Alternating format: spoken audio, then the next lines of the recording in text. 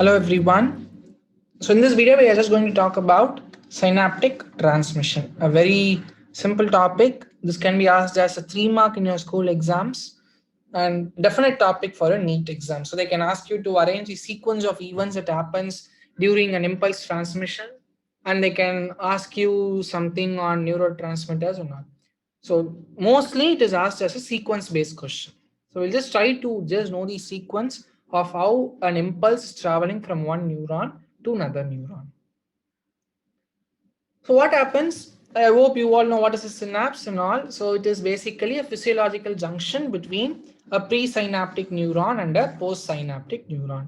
And on the postsynaptic neuron, you have got receptors for the neurotransmitters, where neurotransmitters are going to be from the presynaptic terminal. So in the presynaptic terminal, all these neurotransmitters are stored in a structure called as vesicles, synaptic vesicles. So these are some basic information that you must know with respect to the structure of synapse. Now we will see what happens, the sequence of events. So an action potential is created. So maybe from the origin, we'll just start from origin. An action potential is created and it is traveling from the center and it is reaching the presynaptic terminal. When it is reaching the presynaptic terminal, the presynaptic neuron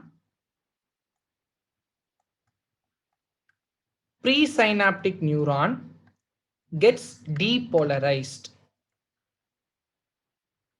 right? Because again, if you remember generation of impulse, in the last part I told you generation of impulse, that is just jumping of ions, there is a solitary conduction. So what happens, the resting phase become depolarized because of flow of sodium ions from the site of origin. So presynaptic neuron is going to get depolarized.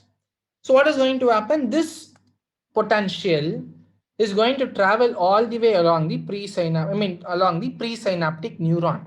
I have not mentioned terminal. Please be very careful with your words. I have mentioned presynaptic neuron. Now, as it comes towards the presynaptic terminal, listen carefully. On the presynaptic terminal, almost somewhere close to presynaptic terminal, you have got a calcium ion channel. You have got a calcium channel. So what will happen is, as this action potential is traveling from the top towards the terminal, there is this opening of calcium ions. There is opening of this calcium ions. As a result of opening of calcium ions, what will happen? This calcium ion is going to activate, it activates synaptic vesicles. So synaptic vesicles are just going to be some stationary structures, but once this potential comes, there is opening of this calcium channel, there is activation of synaptic vesicles. These synaptic vesicles are going to fuse along the membrane, terminal membrane. So if you observe in this picture, you will be able to appreciate that a synaptic vesicle has fused already. And all these synaptic vesicles are in the stage of fusion.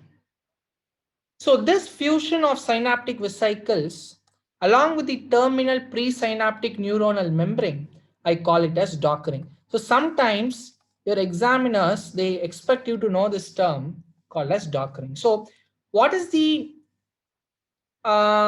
what to say, what triggers Dockering is the opening of calcium ions. What is Dockering? This fusion of synaptic vesicles along the terminal membrane, or with the terminal membrane, I can say. So as a result of Dockering, all your neurotransmitters are released. So there is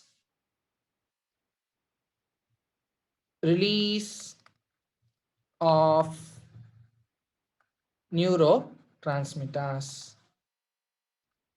As a release of neurotransmitters, it is going to find its place on its receptors.